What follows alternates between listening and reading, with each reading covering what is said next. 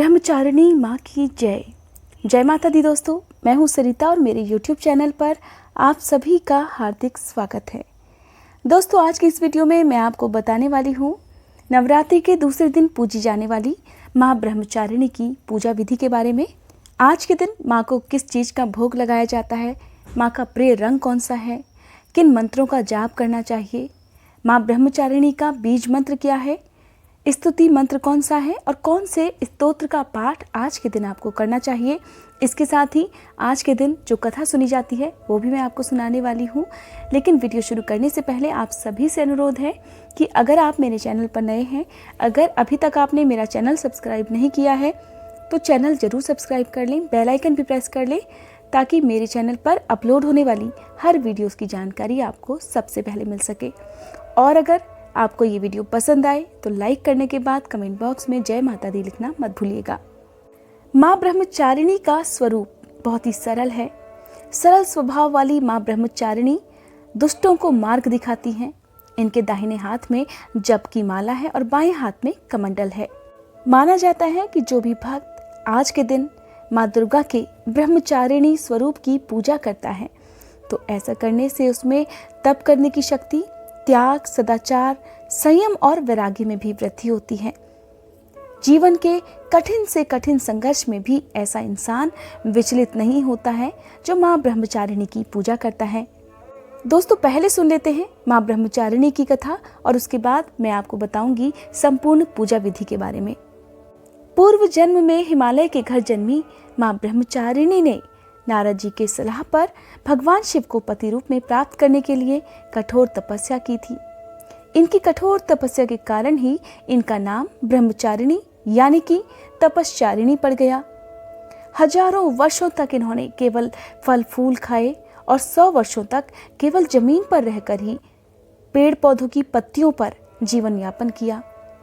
बारिश और धूप में उन्होंने हजारों वर्षों तक भगवान शिव की कठिन साधना की, उनकी आराधना की।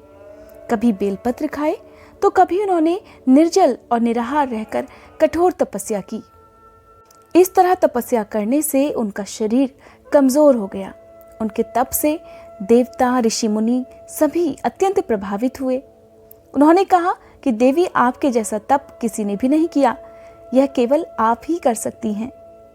सभी ने कहा, आपकी मनोकामना अब तो अवश्य ही पूर्ण होगी और भगवान शिव आपको अवश्य ही पति के रूप में प्राप्त होंगे।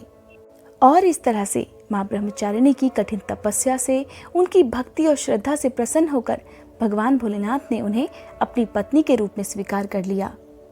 दोस्तों, यह थी व्रत के दिन सुनी जाने वाली कथा। अब जानते हैं संपूर्ण पूजा विधि के बारे में। नवरात्रि के दूसरे दिन माँ दुर्गा के द्वितीय स्वरूप यानी कि ब्रह्मचारिणी माँ की पूजा करने के लिए आपको ब्रह्म मुहूर्त में उठकर स्नान करना है, साफ रंग के वस्त्र धारण करने हैं।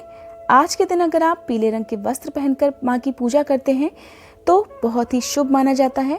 दोस्तों, जैसा कि मैं अपनी पहली वीडियो में आपको बता चुकी हूँ कि अगर आप किसी खास दिन किसी खास रंग के फूल ना भी अर्पित कर पाएं तो हर दिन आप माँ को नियम से केवल लाल रंग के फूल ही चढ़ा सकते हैं। इसके अलावा आप कमल का फूल या फिर गुड़हल का फूल भी देवी माँ को अर्पित कर सकते हैं। माँ को तिलक लगाने के बाद उन्हें फल फूल नैवेद्य अर्पित करें। पान, सुपारी और इलायची आप जरूर माँ को अर्पित कीजिए। इसके साथ ही दूध, दही, घी या फिर आप शहद भी आज के दिन माँ को अर्पित कर सकते हैं। दोस्तों, अगर आपने अपने घर में कलश की स्थापना की हुई है और अखंड ज्योत भी अगर आप जला रहे हैं तब आपको ध्यान रखना है कि पूजा करते समय आपको कलश की और अखंड ज्योत की दोनों की भी पूजा करनी है। अब गाय के घी का दिया या फिर तिल के तेल का दिया आपको जलाना है। कोशिश करनी चाहिए कि नवरात्रि के 9 दिनों में आप दुर्गा मंदिर जाकर वहां पर माँ दुर्गा के विभिन्न स्वरूपों की पूजा करें। वहां पर जाकर आप माँ दुर्गा के विभिन्न स्वरूपों को प्रणाम करें, उनका आशीर्वाद लें। दुर्गा सप्तशती का पाठ आपको नियम से नवरात्रि के पूरे 9 दिन तक जरूर करना है। आज की पूजा करने के लिए माँ ब्रह्मचारिणी का स्तुति मंत्र है, या देवी सर्वभूतेषु माँ ब्रह्मचारिणी रूपेण संस्थिता नमस्तस्यै नमस्तस्यै नमस्तस्यै नमो नमः। माँ ब्रह्मचारिणी का बीज मंत्र है, ह्रीं श्रीं अंबिकाय नमः। माँ ब्रह्मचारिणी का स्तोत्र पाठ है, तपश्चारिणी त्वं हिं तापत्रय निवारिणीं ब्रह्मरूपधरा ब्रह्मचारिणी प्रणमाम्यहम्। शंकर प्रिया त्वं हि भुक्ति मुक्तिदायिनी शांतिदा ज्ञानदा ब्रह्मचारिणी प्रणमाम्यहम्। इस तरह से दोस्तों माना जाता है कि नवरात्रि के दिनों में माँ दुर्गा की पूजा करने से नवग्रहों की पीड़ा से भी मुक्ति मिल जाती है। ग्रह अनुकूल होते हैं जिनकी वजह से सभी के जीवन में सुख शांति बनी रहती है। जो भी मुश्किलें होती हैं वो सभी मुश्किलें आज के दिन नवग्रहों की पूजा करने से दूर की जा सकती हैं। दोस्तों नवरात्रि के दिनों में आपको ध्यान रखना है कि किसी भी कन्या का आपने दिल नहीं दुखाना है, उनके ऊपर क्रोध नहीं करना है। जितना हो सके उन्हें उनके मनपसंद खेल खिलौने दिलाकर उन्हें प्रसन्न किया जाए। अगर इस तरह से आप कन्याओं को प्रसन्न करते हैं तो माना जाता है कि कन्याओं में दुर्गा माँ का वास होता है और जो भी भक्त नवरात्रि के दिनों में कन्याओं को प्रसन्न करता है माँ दुर्गा का आशीर्वाद सदा उन पर बना रहता है। इस तरह आपको धूप दीपक जलाकर माँ ब्रह्मचारिणी की पूजा करनी है, माँ के मंत्रों का जाप करना है जो मैं आपको बता चुकी हूँ। साथ ही आपको आज के दिन सबसे अंत में कथा कहनी है या सुननी है, फिर आपको आरती करनी है और माँ को भोग लगाना है। दोस्तों जब भी आप पूजा करते हैं सबसे अंत में क्षमा याचना आपको जरूर करनी चाहिए ताकि जाने अनजाने में जो भी गलती आपसे पूजा पाठ में हुई होती है उसके लिए क्षमा मांगी जा सके। अगर आप नवरात्रि के पूरे व्रत कर रहे हैं तो अब आपको पूरी तरह से अपने मन को शुद्ध रखना है, शांत रखना है। पूरे 9 दिन तक आपको ब्रह्मचर्य का पालन करना है, क्रोध नहीं करना है, किसी का दिल नहीं दुखाना है, झूठ चोरी या कोई भी जीव हत्या आपको नहीं करनी है। सारा दिन मन में माँ दुर्गा का ध्यान करना है। संभव हो तो अपने घर में माँ दुर्गा के नाम से कीर्तन जरूर कराएं। शाम की गई पूजा के बाद आप जो भी फलाहार ग्रहण करते हैं उसका एक हिस्सा आप आज के दिन किसी कुंवारी कन्या को जरूर खिलाएं। पूजा चाहे सुबह की हो या शाम की हो, आपको इन शब्दों में क्षमा याचना जरूर मांगनी चाहिए। हे परमेश्वरी, मेरे द्वारा रात दिन सहस्त्रों अपराध होते रहे हैं, अतः आप मुझे अपनी सेवक समझकर कृपा पूर्वक मेरे उन अपराधों को क्षमा करो। ना तो मैं आह्वान करना ही जानती हूँ, न विसर्जन करना ही जानती हूँ और ना पूजा ही करना जानती हूँ। हे परमेश्वरी, मुझे क्षमा करो। हे सुरेश्वरी, मैंने जो मंत्रहीन, क्रियाहीन और भक्तिहीन पूजन किया है वह सब आपकी दया से पूर्ण हो।